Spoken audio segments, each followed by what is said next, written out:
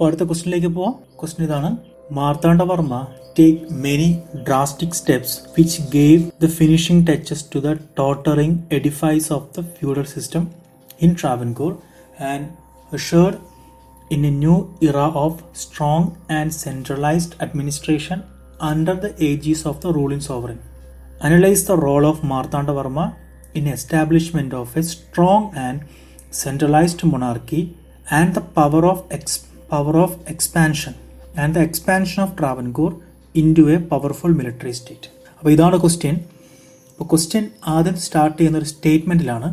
Statement പറയുന്നത് മാർത്താണ്ഡവർമ്മയെ പറ്റി തന്നെ. മാർത്താണ്ഡവർമ്മ എങ്ങനെയാണ് ഫ്യൂഡൽ സിസ്റ്റത്തെ ഇല്ലാണ്ടാക്കി ട്രാവൻകൂറിനെ ഒരു പുതിയ ഇറയിലേക്ക് കൊണ്ടുവന്നത്, അതായത് ഒരു സെൻട്രലൈസ്ഡ് അഡ്മിനിസ്ട്രേഷനുള്ള ഒരു പവർഫുൾ റൂളിംഗ് സോവറിൻ്റെ അണ്ടറിൽ വളരെ പവർഫുൾ ഒരു മിലിറ്ററി സ്റ്റേറ്റായി, അല്ലെങ്കിൽ നല്ല പവർഫുൾ ഒരു സെൻട്രലൈസ്ഡ് അഡ്മിനിസ്ട്രേറ്റീവ് സ്റ്റേറ്റായി എങ്ങനെ ട്രാവൻകൂറിനെ കൊണ്ടുവന്നു എന്നത് ഉദ്ദേശിക്കുന്ന രീതിയിലുള്ള ഒരു സ്റ്റേറ്റ്മെൻറ്റാണ്. ഇനി ഈ ഒരു സ്റ്റേറ്റ്മെൻറ്റിൻ്റെ ബേസിൽ, അപ്പോൾ ഈ സ്റ്റേറ്റ്മെൻറ്റിൽ പറയുന്ന കാര്യങ്ങൾ നമുക്കറിയാം. ഒന്ന്, ഫ്യൂഡൽ സിസ്റ്റത്തെ ഇല്ലാണ്ടാക്കിയത് ഒരു ഭാഗത്ത് പറയുന്നുണ്ട്. പിന്നെ അയാൾ കൈക്കൊണ്ട ആ സ്ട്രോങ് ആയിട്ടുള്ള പല നടപടികളും, അതുവഴി വന്ന ഒരു സെൻട്രലൈസ്ഡ് അഡ്മിനിസ്ട്രേഷനും ഒരു പവർഫുൾ കിങ്ഡവും.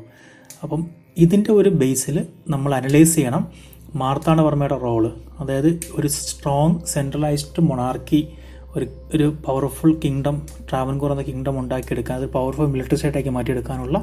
അതായത് അപ്പോൾ നമ്മൾ നേരത്തെ കണ്ട ക്വസ്റ്റ്യൻ പോലെ തന്നെയാണ്, പക്ഷേ കുറച്ചും കൂടെ സ്പെസിഫിക് ആണ് ക്വസ്റ്റ്യൻ. ഇവിടെ നമ്മൾ ഫ്യൂഡൽ സിസ്റ്റത്തിൻ്റെയുള്ള അദ്ദേഹത്തിൻ്റെ ആ റോള് എടുത്ത് പറയേണ്ടതുണ്ട്. മാത്രമല്ല ഇവിടെ നമുക്ക് അഡ്മിനിസ്ട്രേറ്റീവ് പോയിന്റ് ഓഫ് വ്യൂ, ഒരു പവർഫുൾ മിലിറ്ററി സ്റ്റേറ്റ് എന്ന പോയിന്റ് ഓഫ് വ്യൂ ഉള്ള കാര്യങ്ങൾ മാത്രം പറഞ്ഞാലും മതി. അപ്പം രണ്ടും അടുത്തടുത്ത് വരുന്നൊരു ക്വസ്റ്റ്യൻസ് ആണ്, പക്ഷേ ഇത് കുറച്ചും കൂടി സ്പെസിഫിക് ആണ് ഈ ക്വസ്റ്റ്യൻ.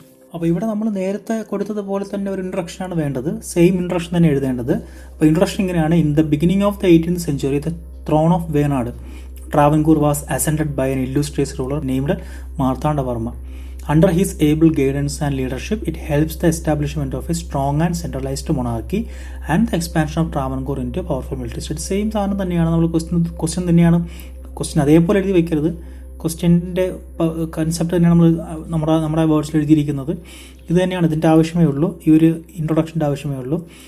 അപ്പോൾ ഇനി നമുക്ക് നേരെ ഡയറക്റ്റായിട്ട് ബോഡിയിലേക്ക് പോവാം.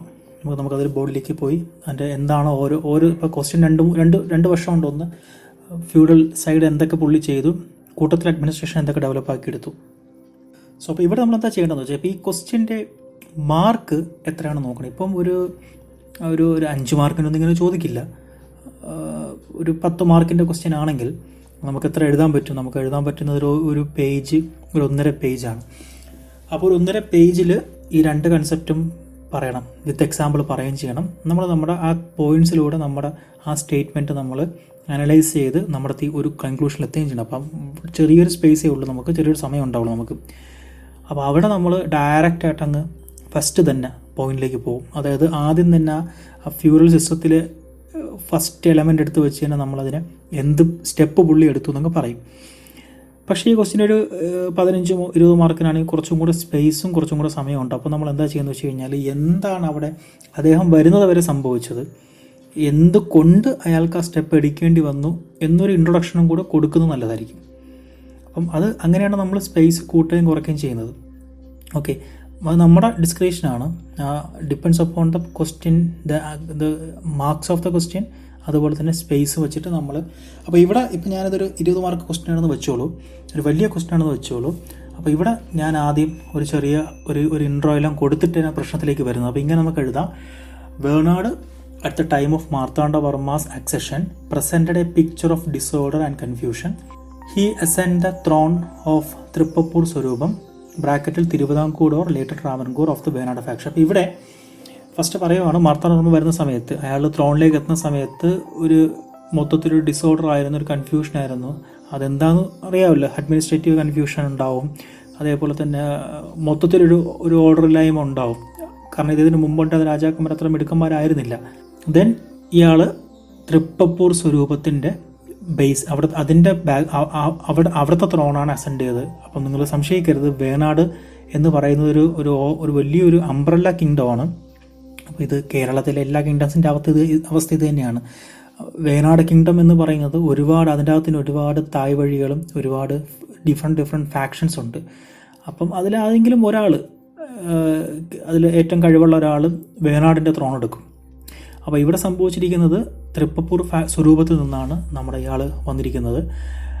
And there was no proper administrative machinery for the transaction of government business. അപ്പോൾ ഇയാൾ വരുന്ന സമയത്ത് ഒരു നല്ലൊരു അഡ്മിനിസ്ട്രേറ്റീവ് മെഷീനറി ഇല്ലായിരുന്നു.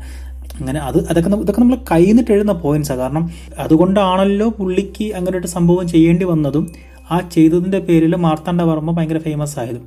അപ്പോൾ ഇതൊന്നും ആരും പറഞ്ഞിരേണ്ട ആവശ്യമില്ല. നമുക്ക് എഴുതി നിറയ്ക്കണം, സ്പേസ് ഉണ്ട്, നമുക്ക് ഒരുപാട് പോയിന്റ്സ് എഴുതണമെന്ന് വരുന്ന അവസ്ഥ വരുന്ന സമയത്ത് നമ്മൾ ഇങ്ങനെയൊക്കെ നമ്മൾ തന്നെ ഒരു ചെറിയ സ്ഥാനത്ത് തന്നെ നമ്മൾ തന്നെ നീട്ടിയും വലിച്ചും പറയുക. അതാണ് ആൻസർ റൈറ്റിങ്ങിൻ്റെ കഴിവ്. നമ്മൾ തന്നെ തീരുമാനിക്കണം അവിടെ ആ സിറ്റുവേഷൻ അനുസരിച്ചിട്ട് അത് ചുരുക്കി പറയണോ അതോ നീട്ടി വലിച്ച് പറയണോ എന്നുള്ളത്. അപ്പോൾ ഇവിടെ ഇപ്പം നീട്ടി വലിച്ച് പറയുകയാണെങ്കിൽ ഞാൻ ഈ പോയിന്റ്സൊക്കെ ഉൾപ്പെടുത്തും. ചുരുക്കി പറയുകയാണെങ്കിൽ ഞാൻ ഇനി ഫ്യൂച്ചറിൽ വരാൻ പോകുന്ന ഞാൻ പറഞ്ഞുതരാം എവിടെ മുതലാണെന്ന്, അതുമുതൽ ഞാൻ സ്റ്റാർട്ട് ചെയ്യത്തുള്ളൂ. The finances of the kingdom were in an extremely unsatisfactory state. The authority of the king was nowhere respected. അപ്പോൾ രാജാവിന് ഒരു വിലയില്ലായിരുന്നു, ഫിനാൻസ് ഫുള്ള് അബദ്ധമായിരുന്നു, ഖജനാവൊക്കെ ഖാലിയായിരുന്നു. The പിള്ളമാർ and the മാടമ്പിമാർ had established themselves as a powerful force in the public life of the state and they were supported by the യോഗക്കാർ. അപ്പോൾ നിങ്ങൾ കേരള ഹിസ്റ്ററി നിങ്ങൾ ഈ പറയുന്ന വേനാടൊക്കെ വായിക്കുന്ന സമയത്ത് നിങ്ങൾ കേൾക്കുന്ന പേരാണ് 8 വീട്ടിൽ പിള്ളമാർ, 8 യോഗം, യോഗക്കാർ. ഇതൊക്കെ ഇത് എന്താണെന്ന് ഇവിടെ എഴുതി വയ്ക്കേണ്ട ആവശ്യമൊന്നുമില്ല. പക്ഷേ ജസ്റ്റ് ഒന്ന് ടച്ച് ചെയ്ത് പോകണം. കാരണം ഇവരൊക്കെയാണ് ഇവിടുത്തെ മെയിൻ പ്രശ്നങ്ങൾ. ഈ നോബിൾസാണ് ഈ ടെമ്പിൾസ്, ഈ പറയുന്ന ട്രാവൻകൂർ കിങ്ഡത്തിനടിയിലുള്ള ടെമ്പിൾസ് മെയിൻറ്റെയിൻ ചെയ്യാൻ വേണ്ടി അതിൻ്റെ ട്രസ്റ്റുമായി ബന്ധപ്പെട്ട് വന്ന കുറച്ച് ടീംസാണ് ഈ പറയുന്ന പിള്ളമാരും. ഈ അവിടെയുള്ള നോബിൾസാണ്. നോബിൾസ് എപ്പോഴും പ്രശ്നമാണ്. എല്ലാ ത്രോണിൻ്റെയും ഏറ്റവും വലിയ ഒരു ത്രെട്ടെന്ന് പറയുന്നത് അവിടെയുള്ള നോബിൾസാണ്. ഇവിടെ പിള്ളമാരും മാടമ്പിമാരും യോഗക്കാരൊക്കെയാണ്. In short, the feudal elements enjoying the patronage of the priestly class had the upper hand in the affairs of the state. ഞാൻ എല്ലാ ഉത്തരങ്ങളിലും പറയുന്നത് പോലെ ഹിസ്റ്ററിയുടെ പ്രത്യേകത, ഹിസ്റ്ററിക്ക് ഒരു കോമൺ പാറ്റേൺ ഉണ്ട്, കുറേ കോമൺ പോയിൻറ്റ്സ് ഉണ്ട്. ഇത് നിങ്ങൾ ഇനി മുഗൾസിൻ്റെ ഹിസ്റ്ററി ബന്ധപ്പെട്ടൊരു ക്വസ്റ്റ്യൻ വന്നാലും, ഇതിപ്പോൾ ചോദിച്ചത് മാർത്താണ്ഡവർമ്മയെ പറ്റിയല്ല, ഇനിയിപ്പോൾ അക്ബറിനെ പറ്റിയാണ് ചോദിച്ചെങ്കിലും, ഇനിയിപ്പം ശിവജിയെ പറ്റിയാണ് ചോദിച്ചത്, അല്ലെങ്കിൽ ഇനിയിപ്പം ചന്ദ്രഗുപ്ത മൗര്യനെ പറ്റിയാണ് ചോദിച്ചത്, ആരെ പറ്റിയാണെങ്കിലും ഏത് ത്രോൺ അക്സെൻറ്റ് ചെയ്ത് ഏത് കിങ്ങിനെ പറ്റി ചോദിച്ചു കഴിഞ്ഞാലും അയാൾ if he's A famous powerful king, അയാൾ വരുമ്പോഴുള്ള അവസ്ഥ ഇത് തന്നെയായിരിക്കും. ഇതേപോലെ കുറേ നോവൽസ് ഉണ്ടാവും, അവരെ സപ്പോർട്ട് ചെയ്യുന്ന പ്രീസ്ലി ക്ലാസ്സും ഉണ്ടാവും. ഇവരായിരിക്കും അവിടെ ഇൻ റിയാലിറ്റി കാര്യങ്ങൾ നടത്തിക്കൊണ്ടിരിക്കുന്നത്. അവരെയൊക്കെ ഒതുക്കിയിട്ടാണ് കിങ് സ്ട്രോങ് ആവുന്നത്. അപ്പോൾ അവിടെ നമ്മൾ എഴുതുവാണ്, he followed a policy of blood and iron, the basic aim of which was to crush the feudal elements and make royal authority supreme in the kingdom. പിന്നെ ഈ പുള്ളി വെട്ടൊന്ന് മുറി രണ്ട് എന്നുള്ളൊരു ശീലം, ഒരു സ്വഭാവം എടുത്തു, ബ്ലഡ് ആൻഡ് അയൺ പോളിസി എടുത്തു. എന്നിട്ട് ഈ ഫ്യൂഡൽ എലമെൻറ്റ്സിനെയൊക്കെ പുള്ളി ക്രഷ് ചെയ്തങ്ങ് ഒതുക്കി. ഇപ്പോൾ ഇത്രയും ആക്ച്വലി ഞാൻ പറയുന്നത് ഈ ഇത് ഇൻട്രൊഡക്ഷൻ അല്ല. ആക്ച്വലി നമ്മൾ അതായത് വലിയ ക്വസ്റ്റ്യന് വേണ്ടി നമ്മൾ സ്പേസ് ഫില്ല് ചെയ്യാൻ വേണ്ടി ഇങ്ങനെ ഫില്ലേഴ്സായിട്ട് കൊടുക്കുന്ന സാധനങ്ങളാണ് അതൊക്കെ. നമുക്ക് സ്പേസ് ഇല്ല എന്നുണ്ടെങ്കിൽ നമുക്ക് എക്സാക്ട്ലി അയാൾ എന്താണ് ചെയ്തതെന്ന് മാത്രം പറഞ്ഞുകൊണ്ട് നമുക്ക് ഉത്തരത്തിലേക്ക് എത്താം. ഓക്കെ, അത് നമ്മുടെ സ്പേസും സമയം അനുസരിച്ചിരിക്കും. In order to achieve his aim, Marthanda Varma decided to seek help from extra news sources like English East India Company and the Nayagas of Madurai. On Marthandavarma's accession, Padmanabhan Thambi and Raman Thambi, the sons of the previous Raja, put forward their claim to the Thrippapur throne according to the patrilineal system of inheritance. അപ്പം ഇയാൾ ത്രോണിലേക്ക് വന്നപ്പം already ഈ പ്രീസ്ലി ക്ലാസ്സും അവരുടെ കീഴിൽ നിൽക്കുന്ന പിള്ളമാരും മാടമ്പിമാരും യോഗക്കാരൊക്കെ already പ്രശ്നമായിട്ട് നിൽക്കുന്ന സമയമാണ്. ഇയാളുടെ ബ്ലഡ് ആൻഡ് അയൺ പോളിസി എടുക്കേണ്ടി വന്നത് അവർക്ക് ഓപ്പോസിറ്റ് മാത്രമല്ല, ഈ ത്രോണിന് വേണ്ടിയുള്ള ക്ഷത്രിയാസിൻ്റെ ക്ലെയിംസ് ഉണ്ട്. അതായത് ഞാൻ മുമ്പത്തെ ക്വസ്റ്റ്യനിൽ പറഞ്ഞു പാട്രിലീനിയൽ സിസ്റ്റം അവസാനിച്ചു. അത് പണ്ട് തന്നെ വേണാടിൻ്റെ തുടക്കകാലം തന്നെ പാട്രിലീനിയൽ സിസ്റ്റം അവസാനിച്ചു. വർഷങ്ങളായി അവർ മാട്രിലീനിയൽ സിസ്റ്റമാണ് ഫോളോ ചെയ്യുന്നത്. ആറ്റിങ്ങൽ ഫാമിലി നിന്നായിരിക്കും അവർ പ്രിൻസിനെ എടുക്കുക. അപ്പോൾ ഇവിടെ പാട്രിലീനിയൽ നിന്നുകൊണ്ട് പഴയ രാജാവിൻ്റെ 2 ആമക്കൾ ത്രോണ് ചോദിച്ചു വന്നു. അപ്പോൾ അതൊരു ഭാഗത്തിരിക്കുകയാണ് പ്രശ്നം. ദ റിസീവ്ഡ്, അപ്പോൾ ആ ഒരു സമയത്ത് ഈസ്റ്റ് ഇന്ത്യ കമ്പനിയുടെയും മധുര നായകന്മാരുടെയൊക്കെ സഹായിയാൾക്ക് വേണ്ടി വന്നു അവർക്കെതിരെ യുദ്ധം ചെയ്യാൻ. The received support from the പിള്ളമാർ ആൻഡ് ദ യോഗക്കാർ as well as from the Madura Nayakas. In 1730 Raja initiated vigorous action against the pretenders. കുറച്ച് മധുര നായകാസ് ഗ്രൂപ്പുകളുമായി ഇവർക്കും പിന്നെ ഇവരെ സപ്പോർട്ട് ചെയ്യുന്ന ഈ പറഞ്ഞ മാർത്താണ്ഡവർമ്മയ്ക്ക് ഒപ്പോസ് ചെയ്ത് നിൽക്കുന്നവരെ സപ്പോർട്ട് ചെയ്യാൻ പിള്ളമാർ യോഗക്കാർ എന്തായാലും ഉണ്ടാവും. Later the Thampis were captured and executed. The fate of the Thampis was grim warning to the പിള്ളമാർ. തമ്പിമാരെ പിടിക്കുകയും വകവരുത്തുകയും ചെയ്തപ്പം പിള്ളമാരൊന്ന് ഒതുങ്ങി. അവിടെ ആ ബ്ലഡ് ആൻഡ് അയൺ പോളിസി കാണിച്ചു കൊടുത്തു, വളരെ ക്രൂരമായൊരു മുഖം കാണിച്ചു കൊടുത്തപ്പോഴേക്കും പിള്ളമാരൊന്ന് ഒതുങ്ങി. അവർക്ക് അതിൻ്റെ ആവശ്യമുള്ളൂ.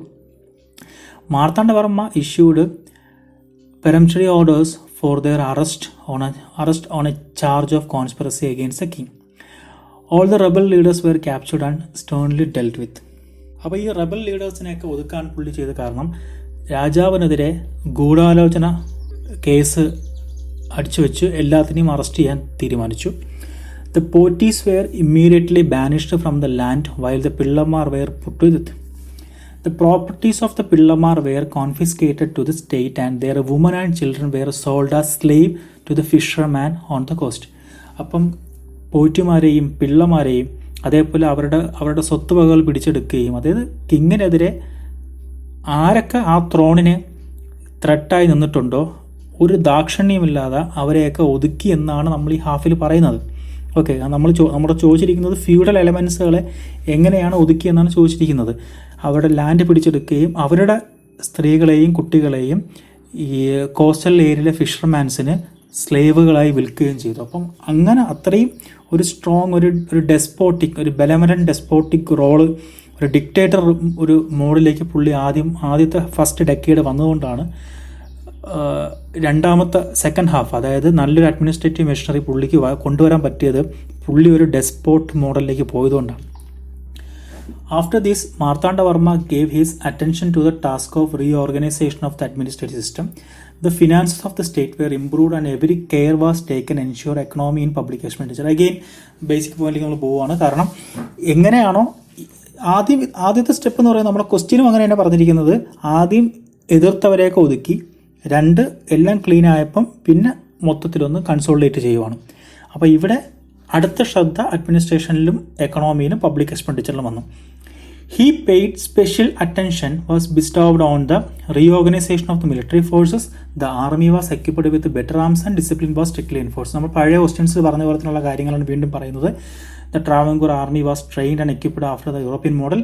Delannoy, the Dutch admiral captured as prisoner in the Battle of Colachil, helped the Raja considerably in his task. When the army was reorganized, he turned his attention to the conquest of neighboring principalities with a view to enlarging the boundaries of the kingdom. പഴയ ക്വസ്റ്റ്യനിൽ പറഞ്ഞ കാര്യങ്ങൾ തന്നെയാണ് പറയുന്നത്. He then proceeded to stamp out the forces of rebellion and anarchy and he started അയാളെ കൺകസ്റ്റുകൾ start ചെയ്തു. Starting with Attingal he conquered many small states including Desinganadu, Kayamkulam, Karunagappally, Elayadathu Swaroopam, അതായത് കൊട്ടാരക്കര, തെക്കൻകൂർ, വടക്കൻകൂർ. ഇനിയും അഡ്മിനിസ്ട്രേഷനിൽ കുറേ പോയിന്റുകൾ കയറ്റാനുണ്ട് നമുക്ക്. അത് വിത്ത് എക്സാമ്പിൾസ് എടുക്കുക. ഞാൻ ജസ്റ്റ് ബേസിക് ആ ഒരു സ്റ്റേറ്റ്മെൻറ്റിനെ സാധൂകരിക്കുന്ന രീതിയിലുള്ള ബേസിക് കാര്യങ്ങൾ പറഞ്ഞിട്ടുള്ളൂ. ദെൻ കൺക്ലൂഷനിലേക്ക് എത്തുകയാണ്. All these policies of Marthanda Varma includes expansion and suppression ultimately bore rich fruit with the destruction of the power of the feudal balance. അപ്പം ഈ പോളിസീസ് കാരണം ഈ പറയുന്ന ഫ്യൂഡൽ ടീമുകളെ ഒതുക്കാൻ അയാൾക്ക് പറ്റി. The establishment of a strong and centralized monarchy and the expansion of Travancore into powerful military state. എന്നിട്ട് ട്രാവൻകൂറിനെ പവർഫുൾ മിലിറ്ററി സ്റ്റേറ്റ് ആക്കി മാറ്റാൻ കഴിഞ്ഞു. സെയിം ക്വസ്റ്റ്യനിൽ കണ്ട അതേ പോയിന്റ് തന്നെയാണ് കൺക്ലൂഷനാക്കി എഴുതിയിരിക്കുന്നത്. അപ്പോൾ ഇതിൽ ഒരുപാട് പോയിന്റ്സ്, ഇത് ഫുൾ പ്രൂഫാണ് ഞാൻ പറയുന്നില്ല, ഇതിൽ ഇനിയും പോയിന്റ്സ് ആഡ് ചെയ്യാൻ നിങ്ങൾക്ക് അവസരമുണ്ട്. പക്ഷേ ഇതാണ് ഒരു ബേസിക് സ്ട്രക്ചറാണ് ഈ ആൻസറിൻ്റെ. ഈ രീതിയിലായിരിക്കും നിങ്ങൾ ആൻസർ എഴുതേണ്ടത്. അതായത് ക്വസ്റ്റ്യൻ്റെ ഓർഡറിൽ തന്നെ, ക്വസ്റ്റ്യൻ പറഞ്ഞ സ്റ്റേറ്റ്മെൻറ്റ് പറഞ്ഞ അതേ ഓർഡറിൽ തന്നെയാണ് ആൻസർ പോയിരിക്കുന്നത്. അപ്പോൾ ഇവിടെ ശ്രദ്ധിക്കേണ്ടത് എങ്ങനെയാണ് പുള്ളി ഈ ഫ്യൂഡൽ ക്ലെയിമുകളും ത്രോണിനെതിരെയുള്ള ത്രെട്ട് ഒതുക്കിയത്, രണ്ട് എങ്ങനെയാണ് പിന്നെ പുള്ളി ഒരു പവർഫുള്ളാക്കി മാറ്റുന്നത്. ഒന്ന് ആർമി അടിപൊളിയാക്കി എടുത്തു, എന്നിട്ട് അതുവഴി എക്സ്പാൻഷൻസ്, യുദ്ധങ്ങൾ വഴി എക്സ്പാൻഡ് ചെയ്തു, പിന്നെ എക്സ്പാൻഡ് ചെയ്ത സ്ഥലങ്ങളൊക്കെ പിടിച്ച് ഫുള്ള് ചേർത്തിട്ട് കൺക്ലൂഡ് ചെയ്തു. അതിനെ കൺസോളിഡേറ്റ് ചെയ്തു. then അവിടെയൊക്കെ പുള്ളി നല്ല അഡ്മിനിസ്ട്രേഷൻ കൊണ്ടുവന്നു, അത് ഫിനാൻഷ്യൽ അഡ്മിനിസ്ട്രേഷൻ കൊണ്ടുവന്നു, എല്ലാത്തിനും കൊണ്ടുവന്നു. അങ്ങനെ മൊത്തത്തിൽ പിന്നെ കൂട്ടത്തിൽ ഡച്ചിൻ്റെ സപ്പോർട്ട്, ഡച്ച് അഡ്മിനിൻ്റെ സപ്പോർട്ടും കൂടി ആയപ്പോഴേക്കും ചെയ്യുന്ന യുദ്ധങ്ങളൊക്കെ ജയിക്കാൻ തുടങ്ങി. ഒടുവിൽ അയാളുടെ ഗോൾ അച്ചീവ് ചെയ്തു, ഒരു പവർഫുൾ മിലിറ്ററി സ്റ്റേറ്റൊക്കെ ട്രാവൻകൂറിനെ മാറ്റിയെന്നാണ്. ഈ ഒരു സ്ട്രക്ചറിൽ അങ്ങ് പറഞ്ഞു പോകാം, അത്രയേ ഉള്ളൂ കാര്യം. അപ്പോൾ ഇതാണ് ഈ ക്വസ്റ്റിൻ്റെ ആൻസർ.